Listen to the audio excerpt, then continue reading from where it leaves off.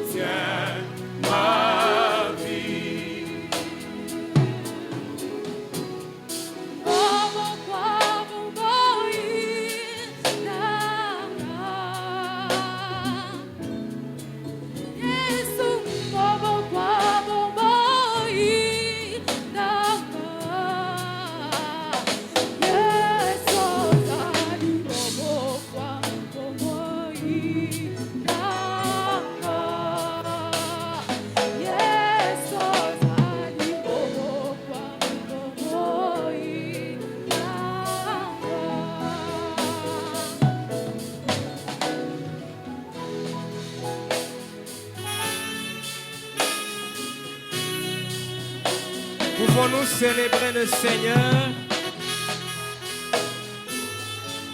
Est-ce qu'on peut célébrer le roi de rois?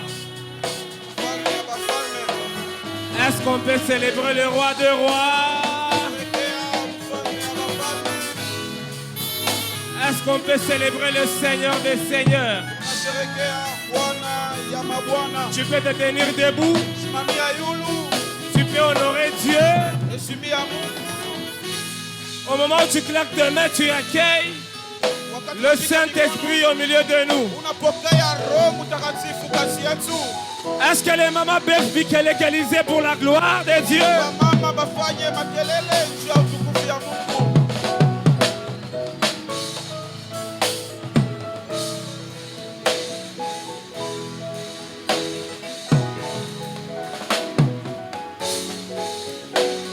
Est-ce que tu peux acclamer très fort? Est-ce que tu peux acclamer très fort? Mighty God Jesus. Mighty God Jesus. La soirée d'aujourd'hui, c'est une soirée particulière. peut rester debout? Nous prenons nos Bibles. Avant de nous rasseoir, on peut prendre nos Bibles. Nous sommes debout.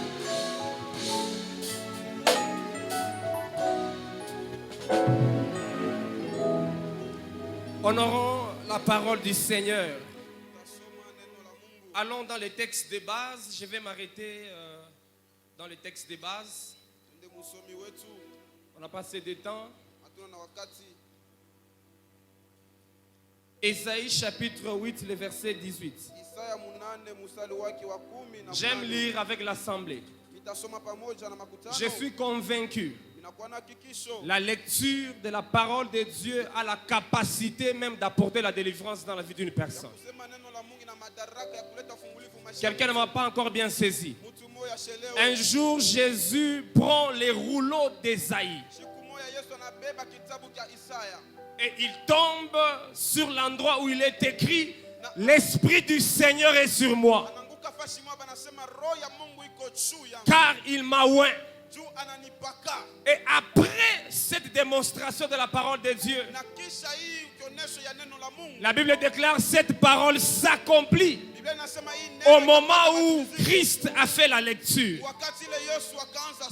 Par conséquent, la lecture a la capacité d'accomplir quelque chose dans la vie d'une personne.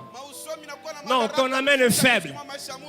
La lecture va accomplir quelque chose ce soir dans ta vie. On va lire ensemble. Ésaïe chapitre 8, le verset 18. Par 3, est-ce qu'on peut aller 1, 2, 3?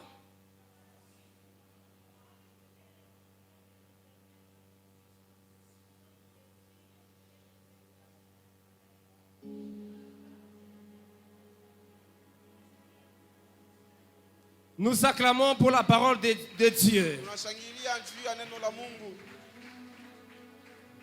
Je rends un hommage vibrant à mon Dieu pour l'opportunité qu'il m'accorde cet après-midi de me tenir devant cette grande assemblée et de communiquer la pensée de Dieu. Je tiens également à remercier mon père spirituel, l'apôtre Élisée Kazatchien, pour cette marque de confiance encore renouvelée pour parler de la part du Seigneur. Je te bénis au nom de Jésus, toi qui es déjà là. La Bible déclare: voici, moi et les enfants que l'Éternel m'a donnés, nous sommes des signes et des présages de la part de l'Éternel. Mon sous-thème de ce soir, j'aimerais marteler beaucoup plus sur les signes et les présages. Que Dieu nous bénisse abondamment. Bien-aimés dans le Seigneur, en commençant par le livre du commencement ou de l'origine qu'on appelle Genèse, jusqu'au dernier livre qu'on appelle Apocalypse, vous allez comprendre une chose, que Dieu marche toujours avec des signes et des présages. On nous a déjà défini tous ces concepts, mais j'aimerais revenir sur les présages. Un présage, c'est la représentation de quelque chose. Vous allez comprendre une chose. Là où on parle d'un signe, il doit y avoir la présence d'un présage. Et là où il y a un présage, ipso facto, il y a la présence d'un signe. Écoutez, lorsque vous lisez Genèse chapitre 1, le verset 14, j'aimerais dire à quelqu'un, là où nous voyons un signe, il y a la présence d'un présage. La Bible déclare: il fut le 4e jour de la création. J'aime ça. Écoutez bien dans le Seigneur. Je ne pensais à t'adresser aujourd'hui le 4e jour de la convention. Lorsque nous rentrons dans la création, le 4e jour, il y a eu quelque chose qui s'est passé. Aujourd'hui, c'est le 4e jour de la grande convention MSF. Là où il y a un signe, il y a la présence aussi d'un présage. La Bible déclare, Dieu dit qu'il y ait des luminaires sur l'étendue du ciel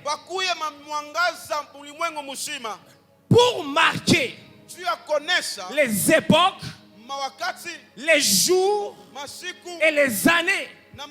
Et ces luminaires, c'est la manifestation d'un signe. Là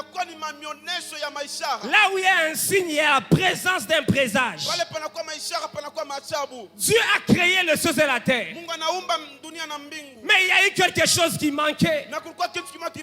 C'était la présence des lumières. C'était la présence de la lumière.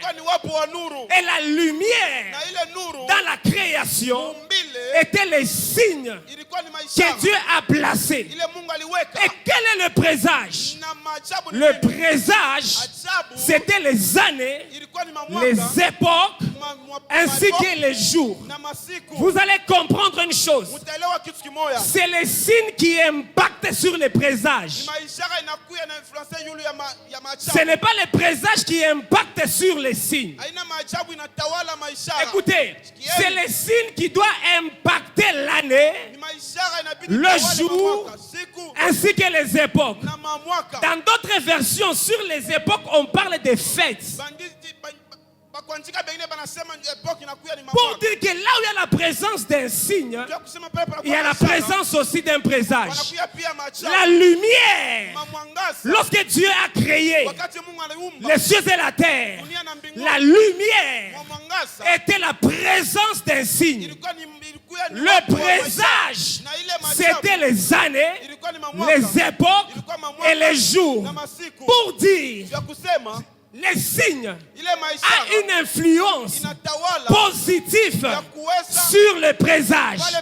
J'aimerais dire à quelqu'un, le signe a la capacité de déterminer ou de localiser ta saison. Parce que le signe a la capacité d'influencer les présages. Dans Genèse, le présage, c'était les époques, les années, ainsi que les jours. Ça veut dire quoi? Chaque journée avait un signe de Dieu. Chaque année, dans le mystère divin, annonçait les signes de Dieu. Oh, j'aimerais annoncer la bonne nouvelle à quelqu'un. Dans cette convention, aujourd'hui, chaque journée a un signe que Dieu place dans la vie d'une personne. Oh, tu me dis amen. J'annonce un signe nouveau dans ta vie ce soir. Oh, j'aimerais dire à quelqu'un, aujourd'hui, il y a le signe de Dieu qui va sillonner dans la salle. Je parle à quelqu'un. Ta journée d'aujourd'hui sera une journée particulière pour ta vie. J'aimerais dire à quelqu'un, lorsqu'une année passe et une autre vient, dans le mystère divin, chaque année vient avec des signes. Je déclare en anticipant 2022, ton année 2022, c'est une année de signes. Oh, tu me dis amen, que le ciel s'ouvre ce soir. Tu me dis amen, que le ciel s'ouvre ce soir. Minatangaza, la convention ne prendra pas fin parce que chaque journée apporte le signe de Dieu. Je déclare, c'était le 4e jour de la création que Dieu a placé les signes pour différencier une journée à une autre. Je vais dire à quelqu'un, aujourd'hui, le 4e jour de la convention, il y a un signe nouveau qui s'annonce dans ta vie. Oh, pendant que tu dis amen, je déclare, tout ce qui n'existait pas commence désormais à exister. Dans d'autres termes, le signe, c'est une forme de création de Dieu dans la vie d'une personne. Lorsque Dieu manifeste un signe dans la vie d'une personne, autrement dit, Dieu crée quelque chose de nouveau. Est-ce que je parle à quelqu'un ce soir?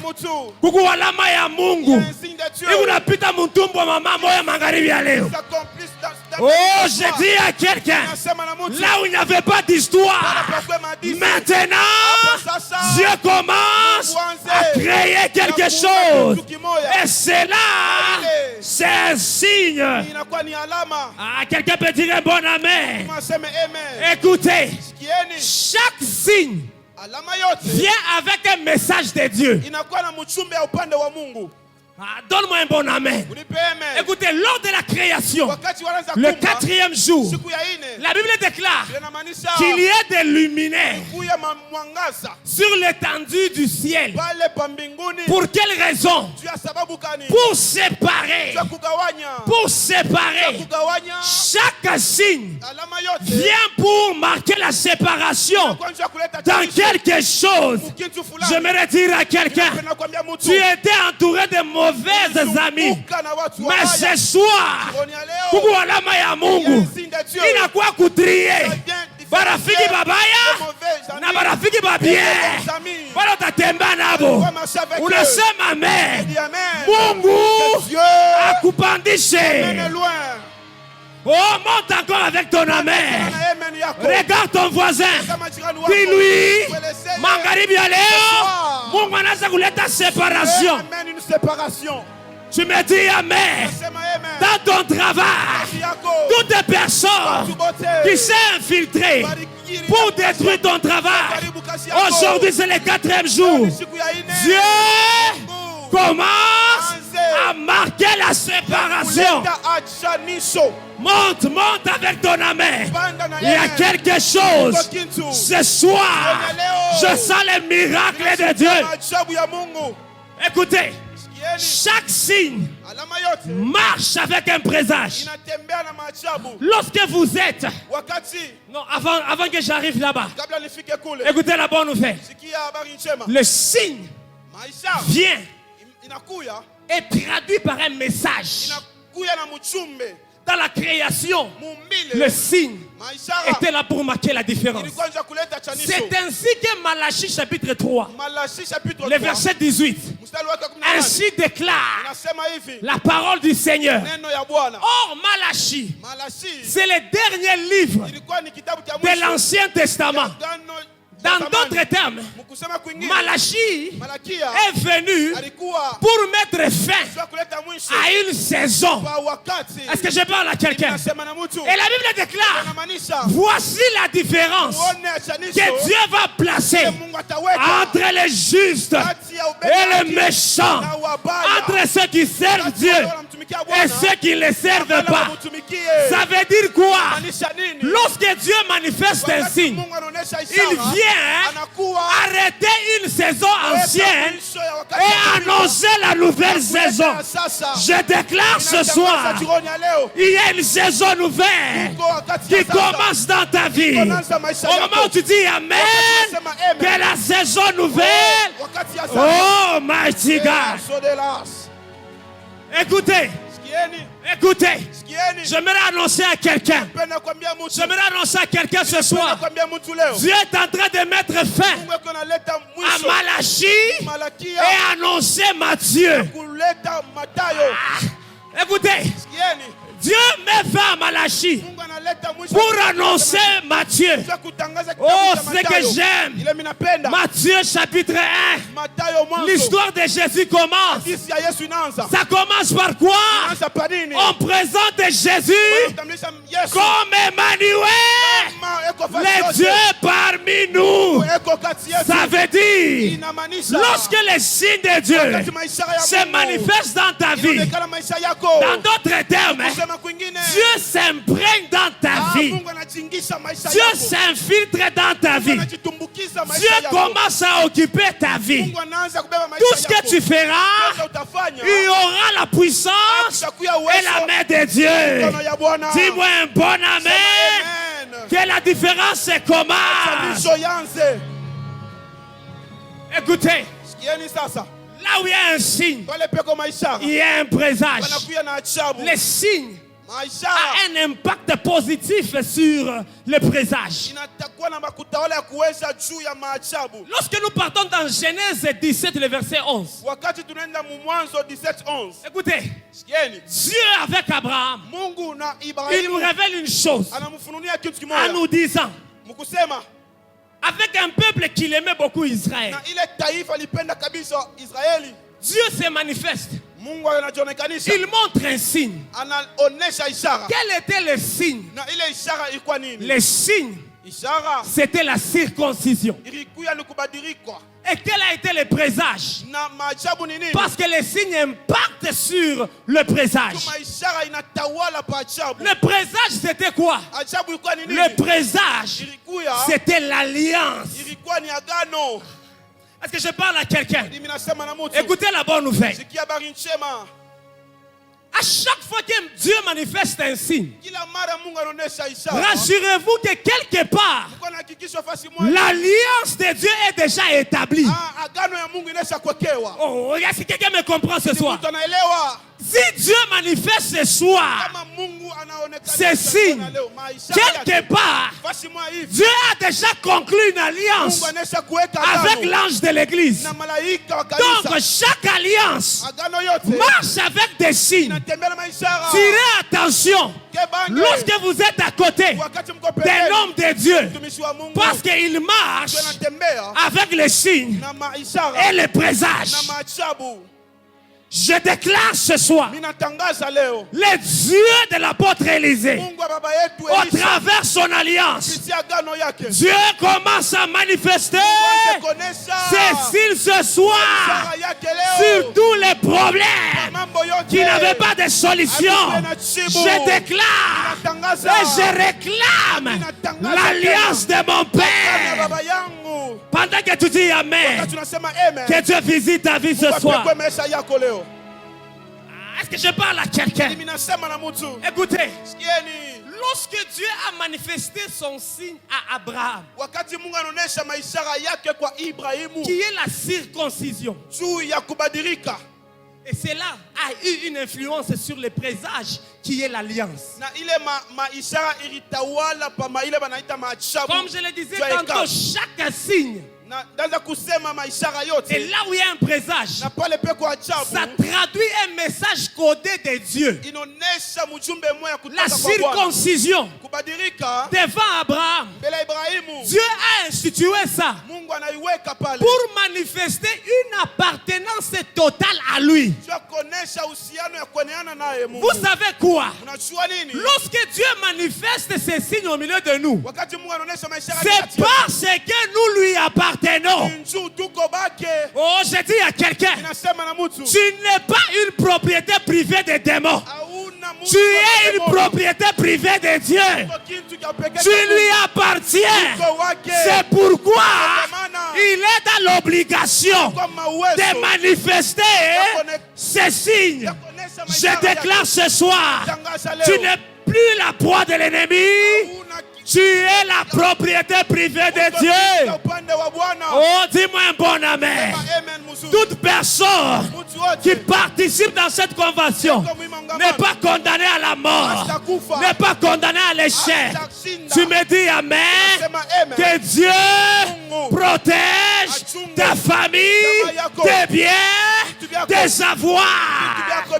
Oh, quelqu'un peut dire un bon amen. Quelqu'un peut dire un bon amen. My God, my God, my God. Écoutez. Écoutez. Là où il y a les signes, il y a les présages. Et les signes a l'influence sur les présages. Écoutez le troisième exemple. Jusque-là, je n'ai pas encore commencé mon message. Écoutez le troisième exemple. Les signes que Dieu a manifestés lors de la création, c'était le sabbat. Quelqu'un peut me dire amen. Le sabbat, c'était le signe que Dieu avait manifesté, avait légué, avait montré à sa créature. Et quel a été le présage? Parce que le signe impacte sur le présage. Dieu a montré, a donné le sabbat comme étant signe. Et quel a été le présage? Le présage, c'était la consécration. Le sabbat, Dieu a institué ça pour rappeler au peuple que vous devrez vous consacrer entièrement à moi, Dieu. Est-ce que je parle à quelqu'un? Et lorsque Dieu montre le sabbat qui est le signe, ça traduit un message. Ça signifie quoi? Ça explique les couronnements de l'effort. Ça explique la récompense du travail. Dieu a commencé à créer le premier jour. Il travaillait. Le deuxième jour, il a travaillé. Le troisième jour, il a travaillé jusqu'au sixième jour. Et le septième jour, c'était une journée que Dieu a montré les signes qui traduit les couronnements des efforts conjugués. Ça veut dire quoi? Lorsque quelqu'un travaille pour le compte de Dieu, Dieu assure ou Dieu manifeste un signe. Et ce signe-là, c'est la récompense. Quelqu'un peut dire amen. Je déclare ce soir, toute personne qui travaille pour le compte de Dieu, tu seras couronné.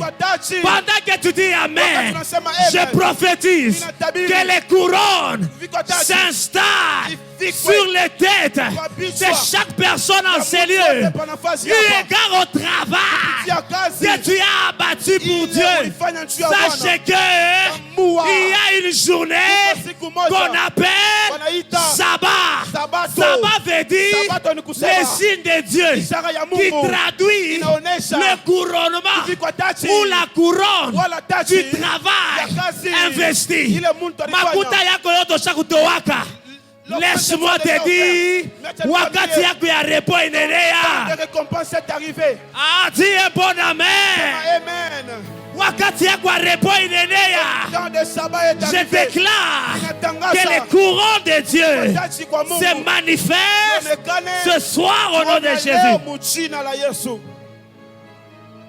Écoutez, rentrons dans Esaïe. L'écrivain, comme on nous a parlé, c'est Esaïe. Esaïe. Esaïe, j'aime beaucoup ce nom. Avant la convention, je parlais même avec les pasteurs. Dans Esaïe, lorsque nous voulons comprendre ces noms, et cela va nous amener à comprendre que Esaïe 8:18, qu'est-ce que ça veut dire? C'est de comprendre. Esaïe vient de deux mots hébreux. Le premier mot, on appelle ça Isha. Isha, qui signifie tout simplement le salut. Et Eli, qui signifie tout simplement Dieu. Donc dans le mot Esaïe, il y a deux mots. Isha et Eli. Isha qui veut dire le salut. Et Eli qui veut dire Dieu. Et lorsque nous regroupons ces deux termes, ça nous donne une phrase qui était cachée dans Esaïe, qui veut dire Dieu est la délivrance. Est-ce que je parle à quelqu'un? J'aimerais dire à une personne, pour avoir Dieu, pour que Dieu s'installe en toi, il faut d'abord passer par Isha. Isha c'est le salut. Et après le salut, Dieu s'imprègne en toi. Dans d'autres termes, pour que Dieu, pour que tu sois le temple de Dieu, il faut passer d'abord par Isha.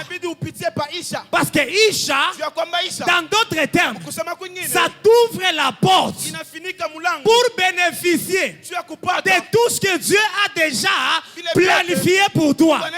Dans d'autres termes, le salut est une porte ouverte qui nous introduit dans le plan merveilleux de Dieu.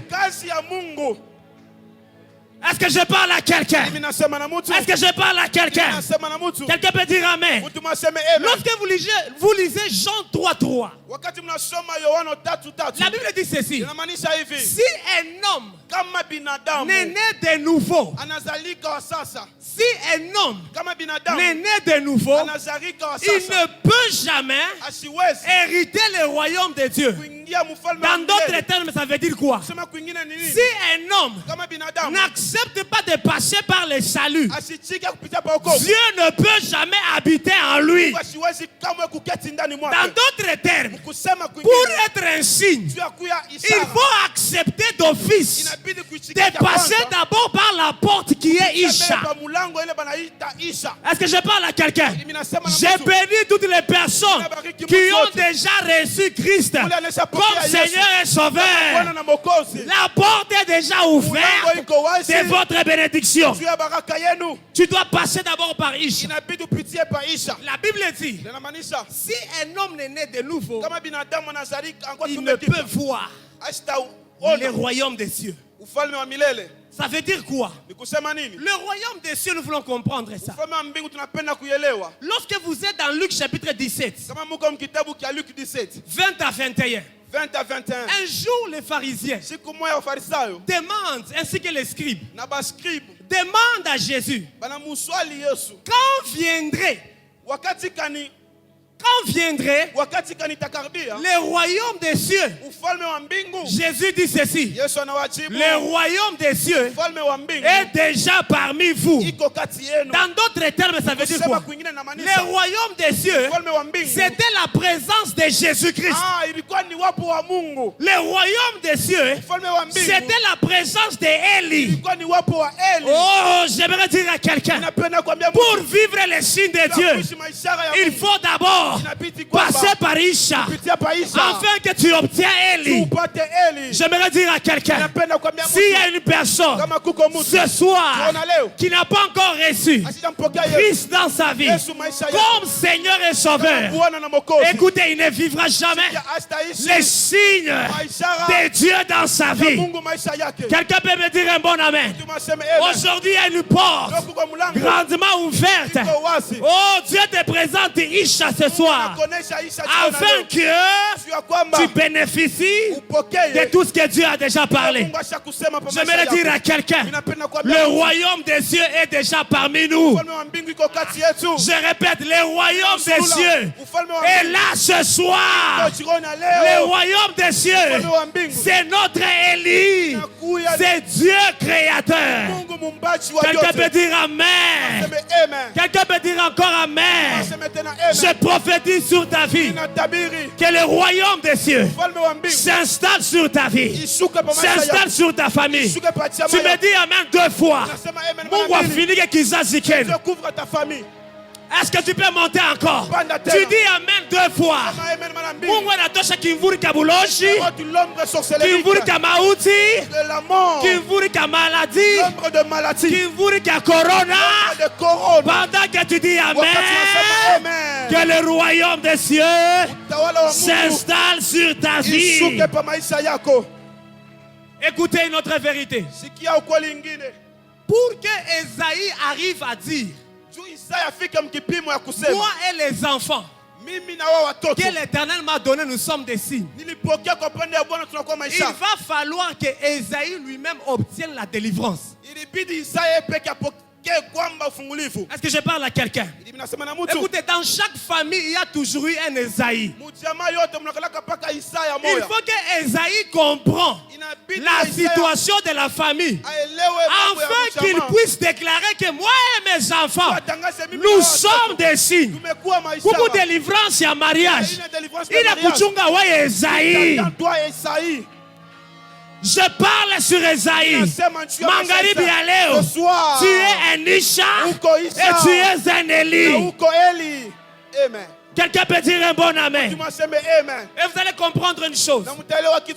Lorsque vous êtes dans Esdras chapitre 8, le verset 19. On nous parle des personnes qui étaient exilées à Babylone. Chez le roi Nebuchadnezzar. Et pour appuyer ça, là aussi dans Esdras 2.1, vous allez trouver ça. Esdras 1. 2.1. Donc, Esaïe était aussi parmi les personnes dans la tribu de Lévi. Parce que la tribu d'Esaïe, c'est la tribu lévitique. Esaïe aussi était dans la prison. Était en Babylone. Écoutez, Nebuchadnezzar, il était le roi de Babylone. Il avait tout emporté. Le bien, les personnes. Et ils les ont exilés dans son pays. C'est là où ils étaient. On les a fait prisonniers. Oh, Dieu attendait à ce que Esaïe comprenne et qu'il puisse dire, moi et mes enfants, nous sommes des signes et des présages. Et la Bible dit ceci: le temps était arrivé où Dieu a pris la décision de racheter Esaïe et les restes des peuples. Écoutez, c'est ainsi que Esaïe est arrivé à dire que moi et les enfants que l'Éternel m'a donnés, nous sommes des signes et des présages. Ça veut dire quoi? Aussi longtemps que Esaïe demeurait dans la prison, il ne pouvait jamais parler des signes ou être le signe et le présage.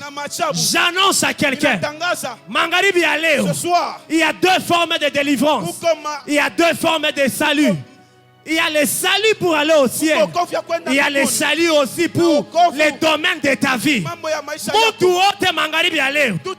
Arikwa mu prison. Prison ya butumwa.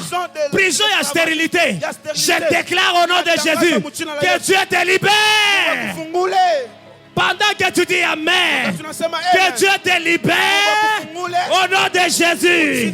Au moment où tu dis encore Amen, que Dieu te libère. Est-ce que quelqu'un peut dire Amen? Écoutez une chose. Voilà. Je vais prendre 2 ou 3 minutes et puis je vais m'arrêter. Écoutez la bonne nouvelle. La deuxième dimension. De par la définition ou la signification de Esaïe, j'aimerais captiver ta pensée afin que tu comprennes le message de Dieu que je t'annonce ce soir. De par la signification de Esaïe, vous allez comprendre une chose. Esaïe cachait une vérité très importante. Est-ce que quelqu'un peut d'abord acclamer très fort pour le Seigneur? Acclame très fort pour le Seigneur. Vous allez comprendre une chose. Dans la deuxième dimension, de par la définition du nom d'Esaïe, on a défini comme étant le salut ainsi que Élie. Donc, Esaïe veut dire Dieu est la délivrance. Dans d'autres termes, Esaïe incarnait la présence de Jésus-Christ en lui. Est-ce que je parle à quelqu'un? Parce que son nom signifie le salut. Dans d'autres termes, dans Esaïe, il y avait une personne qu'on appelle Christ. Parce que la mission de Jésus-Christ était pour nous apporter le salut.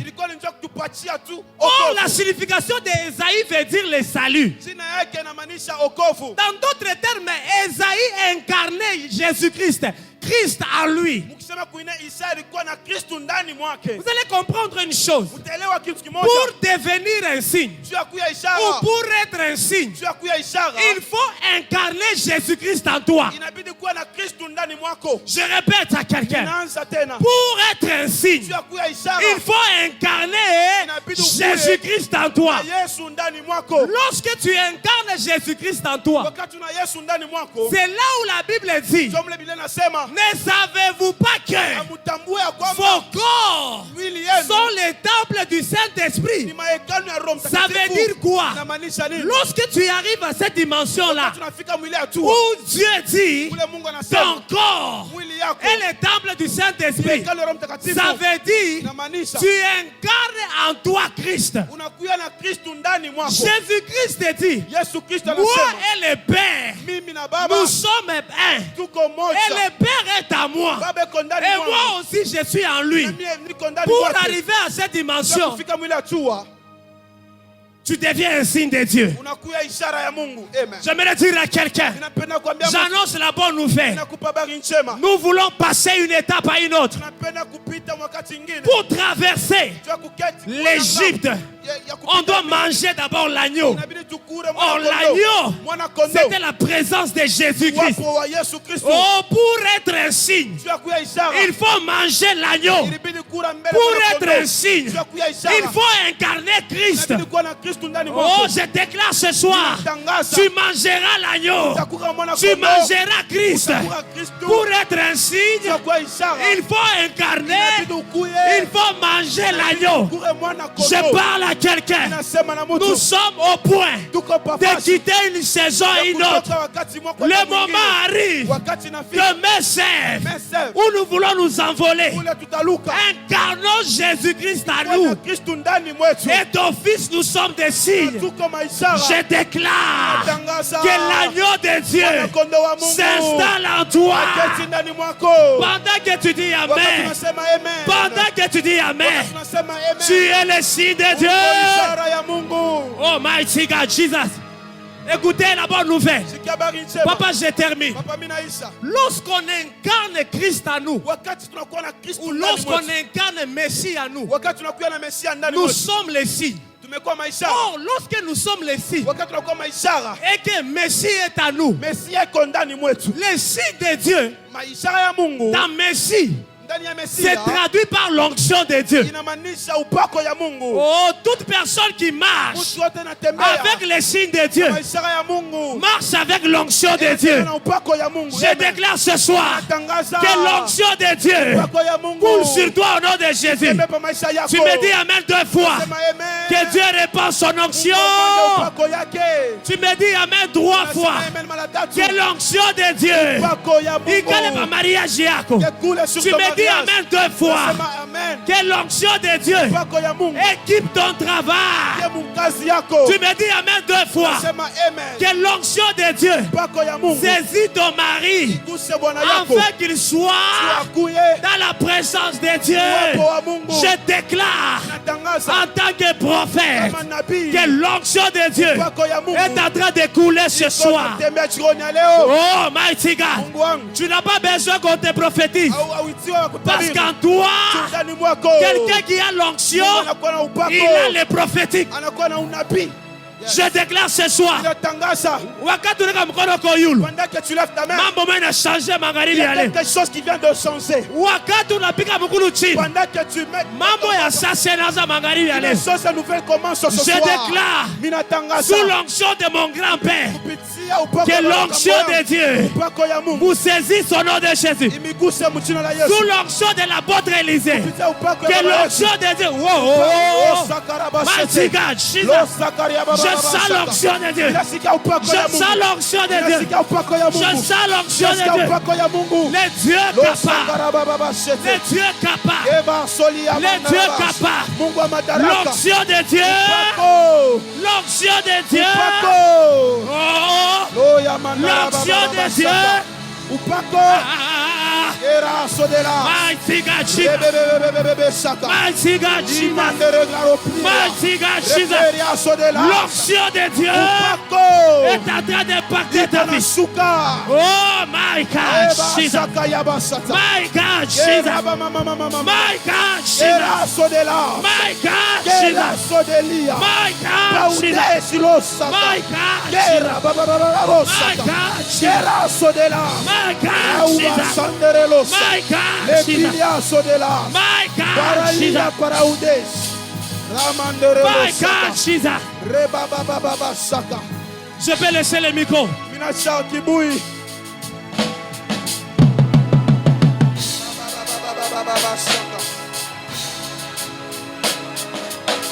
Jésus.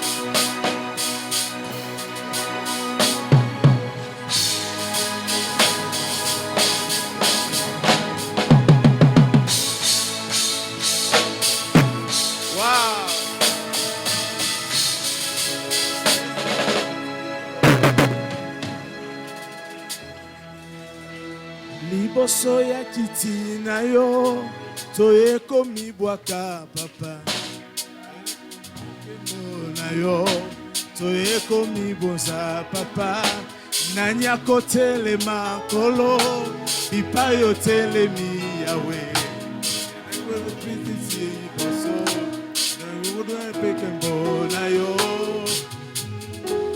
Yahweh, Yahweh, Yozali bolingo ya solo olamu boyo umela seko Yahweh, Yahweh, yondima bisolo lenge tos Hallelujah okabola bosantu otoyembi Yahweh, Yahweh, Yozali bolingo ya solo boyo Yahweh, Hallelujah. Oh, Toyembi Yahweh,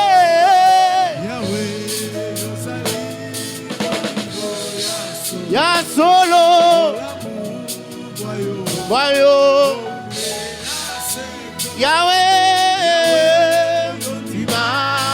solo. Oh, oh, toye manani, oh, sungalo, biso na maye, biso, choko chachola, yamanani, nani, nani, yeah. Nanya salokola, nanya kosunga, biso na maye, oh,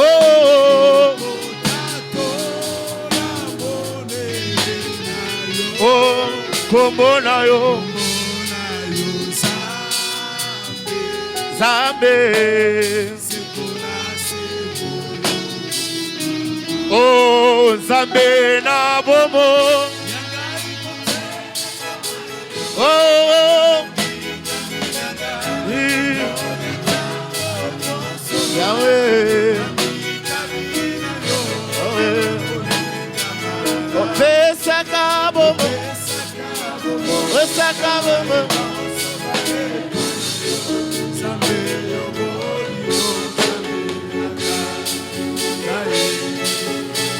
Est-ce que quelqu'un peut acclamer le Seigneur?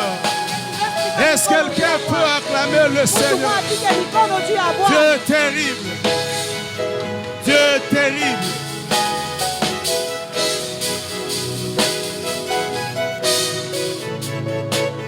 Waouh. Sincèrement, sincèrement, j'ai peur de la lune.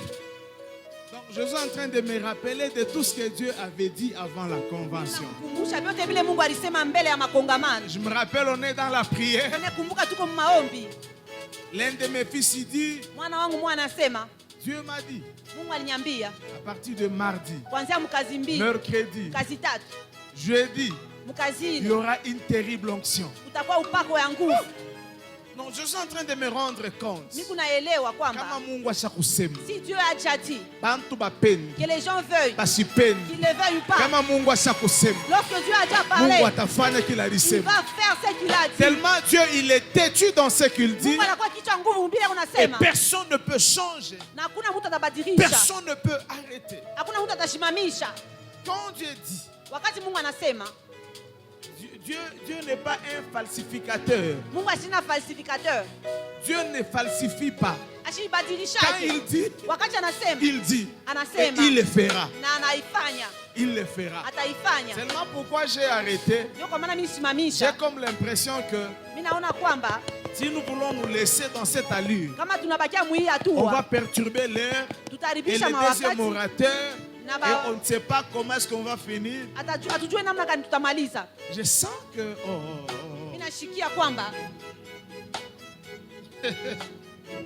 Ouais. Est-ce que tu peux acclamer en étant assis?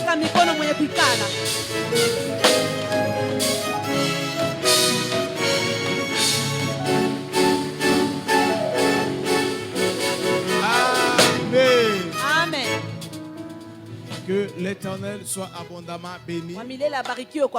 Ok, nous voulons faire une chose et puis passer au deuxième message.